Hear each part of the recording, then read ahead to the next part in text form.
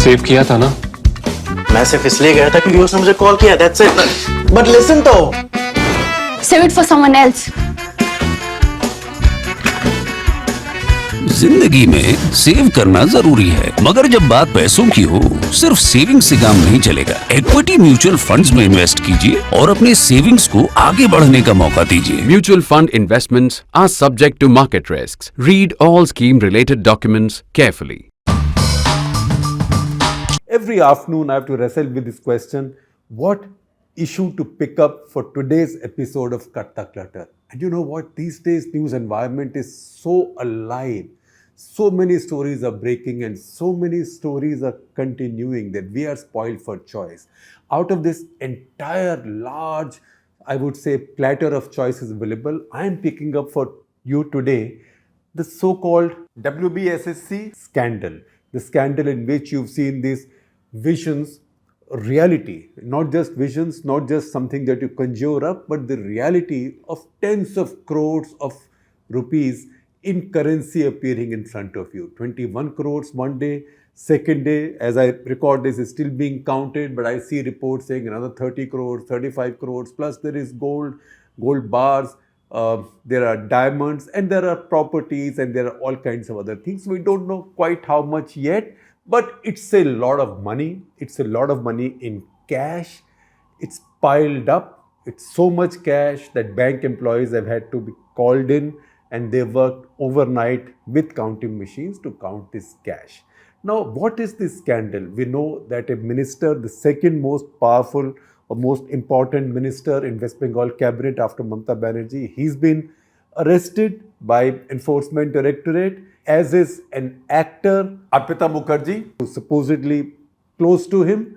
They've been seen together a lot, and now it looks like everything that I say about the case involving anybody, please presume that the word allegedly is there. So the word allegedly is also presumed to be read or spoken, because if I speak it all the time, all that will stay back with you is the word allegedly. But in our business, in journalism, the principle is that until somebody is convicted by a court of law, even if there is photographic evidence or video evidence, we say allegedly. That is the basic decency and the basic rule of journalism. Nevertheless, coming back to the point. So you've seen one minister and somebody close to that minister. They've been arrested. It's quite a story. The minister is 69. The woman arrested is about in her 30s. The minister is very powerful. He's always been with Mamata Banerjee. TMC was his first party. Before that, he was a student leader in the Chhatra Parishad. 98, he joined Mamata Banerjee, has been faithful to her, is trusted by her. Mamata Banerjee also has the trait of placing full trust in people who work with her. Kind of, you give the people the keys and go to sleep. So she's had that kind of political record so far. Now, he's been arrested. He had education portfolio until the last government. He lost the education portfolio in this government, which was sworn in last year after Mamata Banerjee won another famous victory against the BJP. The scandal pertains to something that happened in his previous tenure. The scandal started in 2016. It's in 2016 that WBSSC, which stands for West Bengal School Service Commission, it's a powerful body, because West Bengal is a large state. It's a large state with a lot of government schools. It was under the left for a very long time, more than 3 decades. So a lot of government money was spent, invested in education.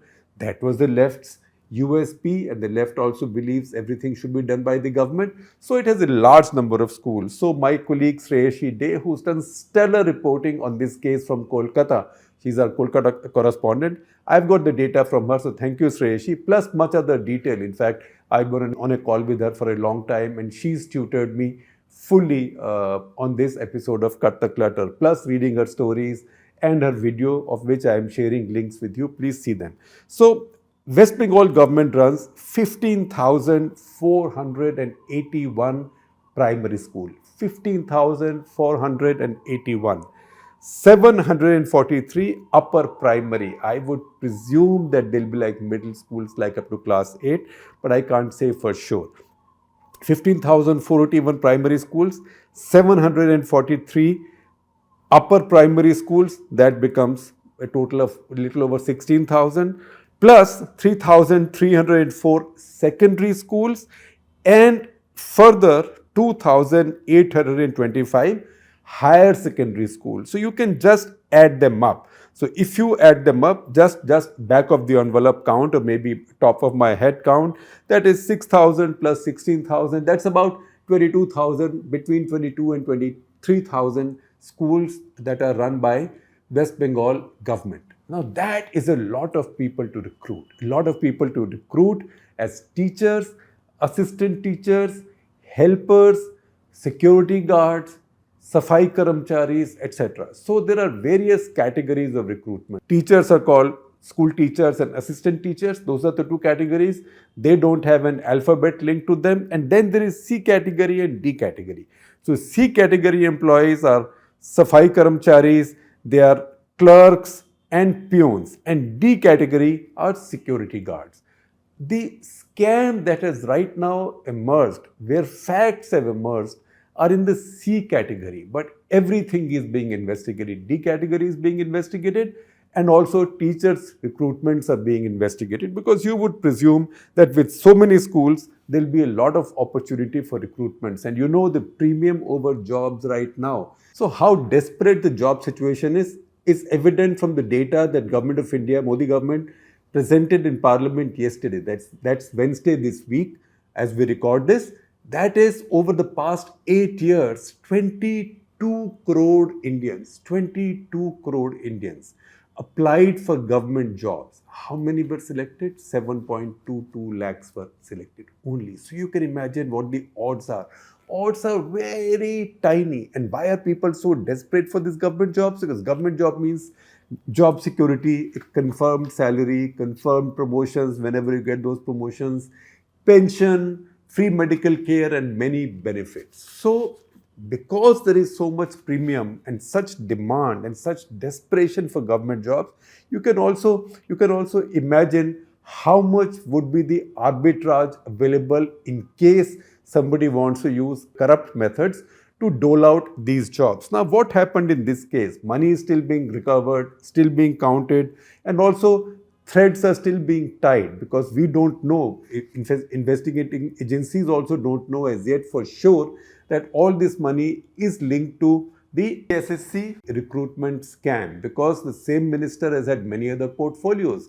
So some could be about other things. Now, how many were the jobs at stake? That is the data that is important for us to know. Now, the total jobs for which advertisements were put out in 2016 were 3,700 in Group C and 4,700 in Group D. So that's about a little over 8,000 jobs. 8,000 jobs is a lot of jobs. Once again, look at that data point. Of the 22 crore that applied for central government jobs in 8 years, only 7,22,000 got selected, right? In this case, 8,000 jobs are going a-begging in one state. So you can imagine how many people would have applied given the very high level of unemployment. Now these recruitments were to be made through an exam, and this exam was not like a UPSC written test, essay, no such thing.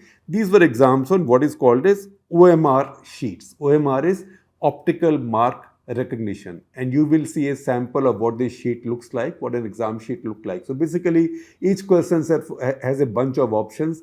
With a pencil, you have to mark one. And optical mark recognition means that marking on these sheets will also be done digitally by a computer for simplicity, which will just look at this, figure out where you put the mark and give you the mark. So that was supposedly or supposed to be flawless, untouched by hand, and also impartial. That marking process had also been outsourced to a professional company that does these things. So that process was carried out. 2016 the ads were given out. 2017 the process started. In fact, When I saw the dates and when I saw these piles of cash and I saw these piles of 2000 rupee notes, immediately in my mind I thought that, if all these guys are paying in 2000 rupee notes, these are recruitments of 2017. 2000 rupee notes only came into being much later. So how did people get so many 2000 rupee notes? 2000 rupee notes only came up after demonetization and not that many were available. But the fact is that the process has gone on. Process has gone on till 2019. That is when some of this began to spill over. Now what happened was, by 2019, people began to get their appointment letters. That is how long it takes in the government recruitment processes. 2019, people began to get their appointment letters. When they got the appointment letters, people had all got their own marks. So basically, you could go to a website, put in your roll number, and you got the marks that you got. No mark sheet or no results were put out in public. So you could never know your neighbor's marks. But in a village, in the same community, somebody got recruited, somebody did. The fellow got recruited, maybe boasted to people, I've got so many marks. The fellow who did not get recruited, he said, but hello, you got 45, I got 50, so how come you got recruited? I didn't get recruited. Now, if there was one odd case like that, this would have gone under the bridge. Nobody would have cared. But a lot of such cases began coming up. And then these people got activated and they began filing complaints. They finally went to court. Now, this written test was also followed by a personality test of sorts. So there was some bit of discretion built into the process. This written test or this OMR test also was about GK, basic math, Bengali language, etc., etc. So there wasn't that much discretion either. There was some discretion because of personality tests, but not that much discretion. So how come people with lower marks were getting selected? And that is when these people started going to Kolkata High Court. Now, Kolkata High Court took notice of this, took cognizance of this, and they asked WBSSC to put up every candidate's result, marks, on their website. WBSSC took 3 months doing that. This could be done in 3 hours because this data was with them, but they took 3 months. That got the court even more suspicious. So at one point, the court said that, look, I'm handing it over to CBI, and then some complications took place. State government went to a larger bench. Larger bench said no CBI, but there should be a court-appointed committee to investigate it. So this committee was set up, a 3-member committee was set up to investigate this under retired Justice Ranjit Bagh. And that committee, as that began unraveling things, they discovered at least 609 recruitments in category C to have been illegal or out of term. Now, how this was done is a very interesting story. And I would even say that scamsters, whoever they are proven to be in the court, finally, they deserve full marks for creativity. Obviously, I'm being sarcastic. I'm not saying they are brilliant people and any of us should be creative like that. But what they did was, now the system already has the marks, right? And the marks have been given through a digitized process. So how do you fix this process of recruitment? So they said anybody who wants to get recruited, even though he or she may not have made the cut, file an RTI. File an RTI to say what my marks are and give me a copy of my answer sheet, OMR sheets. So these OMR sheets, in response to RTI, was given to these candidates. And these candidates apparently or allegedly, I told you earlier on, take allegedly everywhere, allegedly changed their marks on those sheets and sent them back, and the commission then considered those as correct and allegedly issued them appointment letters. Now, why would they do it? They were not doing it because they loved them or they were their neighbors or they were their cousins and nephews. There might be the odd case of a cousin or nephew, but mostly you would safely make an assumption, not a presumption. You will make an assumption that this was done with an ulterior motive, or which means in exchange for some monetary benefit. So that is the case, that these people got their OMR sheets because they were advised to file RTI and then changed their marks and sent them back, and because they had quote unquote fixed the system or quote unquote sorted out the system or quote unquote paid the powers that be, they got recruitment letters. Now these recruitment letters, again, when I say creativity, so one part of the creativity was use of RTI. The other part of the creativity was what to do with the district commissioners. Now West Bengal has 23 districts. I'm surprised because a state as large as that should have many more districts, but maybe that is something to examine later at some point. But these districts are divided in 4 zones for education department. Each zone has a zonal commissioner. Each commissioner then, after the personality test and looking at OMR sheets, sends out recommendations as to who should be recruited.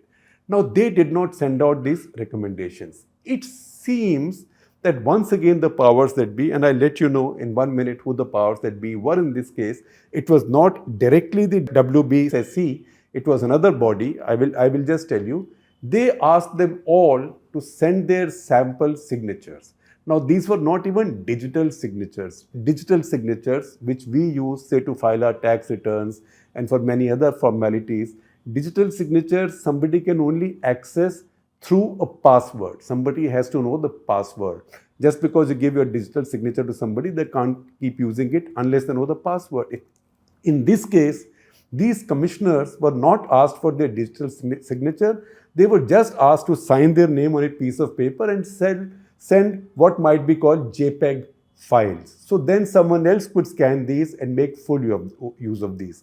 So again, the allegation is, or the charge is, that the big bosses in Kolkata then used these signatures to forge, quote unquote, allegedly forged documentation to declare other candidates who had sorted out the system, to issue them, to list them as qualified candidates. So these signatures were then misused. So in this case, a lot of the key people, including the chairman of SSC, Kalyanmal Ganguly, they have all been charged with forgery, conspiracy, etc., and they are being interrogated.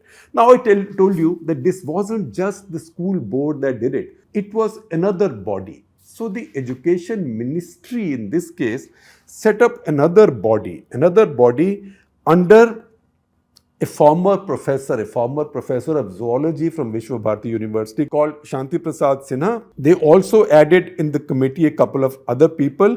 Who were these couple of other people? One was officer on special duty to Partha Chatterjee, who was an education minister, and second was his personal secretary. So my appointee, my personal secretary, and my OST, all of these are now being interrogated. All of these now have charges against them. The CBI is on their case right now. So this committee sat and then they decided who will be issued appointment letters based on this quote unquote recommendations from zonal commissioners whose signatures they had obtained in advance, and these signatures on a plain piece of paper. That is the story, that's the case that's made out. These were not signatures with recommendations that they were sending. Now, why would they allow their signatures to be used like that? Those are questions that somebody needs to ask them, and those are the questions that they need to answer, because almost nobody would send their signatures on a blank piece of paper to anybody, presuming or believing that they'll be used. Forget they're being misused. Nobody parts with their signatures like that. Now, again, further interesting and creative things were done. Maybe too creative in this case. They were going too far or getting carried away. They had these appointment letters printed on perfectly good watermarked government stationery. So these were not scanned letterheads or anything. Proper stationery. They had these appointment letters issued, but they took care that no dispatch records were kept. In the government system, when these letters are sent, there's a dispatch record that such and such letter sent to so and so. No dispatch records were kept. These letters were distributed directly to candidates. And the distribution was allegedly done by Shanti Prasad Sinha, who was the chairman of this arbitrary committee allegedly appointed by the education minister. And where was this distribution done? Not in the WBC SSC office, which is an old building in Kolkata. The same commission has built another building, a new building to which it hasn't yet shifted. That building hasn't yet become functional. So these people allegedly will go to that building and distribute these letters to their preferred candidates in that building. That was to create some sense of distance, etc., etc. But obviously, it did not work because this was obviously a racket that was too perfect to be successful. And they got caught because you know what? It is ultimately the government system. And when you are being so reckless in the government system, you will make errors. So in some cases, appointment letters were issued to two persons for the same job. So those persons also then figured out, some of them went to court. And in fact, for 500 days now, a bunch of these applicants or candidates have been sitting in dharna at a central place in Kolkata. So this is not exactly something that started today. It's come to this stage, and obviously the agencies and the rest have been on these cases. And you know, if you have this kinds of tens of crores of rupees lying in your house, you have to be really daft to imagine that this will not go out, because this is too much of a story for anybody who works with you, anybody who carries this cash. So if anything, people should go to jail for stupidity in this case, right? I'm not saying people should be much smarter, so they should not be caught. Good that they got caught. And the smartest people got caught. Indian politicians have had a history of being caught with money. We know about Pandit Sukhram, when he was telecom minister, some 3 crores were found in his mattress or under his bed. And that was then a big story. Now it's maybe 60 crores, maybe more, we don't know. It will come. So the scales of money have changed, but people have been caught with money. But I'll tell you about Sukhram. Sukhram, after that, although he was convicted, etc., etc., he spent some time in jail, but he kept on changing parties. He immediately, his first party, he became an ally of the BJP. Congress party expelled him and his son. He set up his own party, became an ally of the BJP, enjoyed some power, then came to Congress, then came to BJP, then came to Congress. Finally, he was in Congress when he passed away earlier this year at the age of 94. So that was one case. And then you have the other case, that is Om Prakash Chautala's case, which in some ways is quite similar to what's happening in West Bengal right now. Because Om Prakash Chautala and his son, they were convicted for corruption and sentenced to 10 years of jail for similarly fixing and manipulating the appointment of 3,206 junior basic teachers in Haryana. And they've spent their 10 years in jail. Chautala, meanwhile, has got another 4 years for disproportionate assets. That's a different thing. He's now the oldest prisoner in Tihar jail at 87. But that besides, the fact is that this underlines to us the rot in government schooling and education system. All of us keep demanding the government put more money in education. But if education is going to be exploited like this, because education means schools mean recruitment means corruption. And if there is a premium on seats, which unfortunately is not the case, or maybe fortunately is not the case with government schools, then there will be corruption in school admissions as well. So obviously, this raises many questions, which is beyond the scope of this episode of Cut the Clutter. So I will conclude here. I think this is a debate that should go on. How can we ensure as citizens that money, taxpayer money allocated to education is spent right, is invested right, because it is to be invested in our future.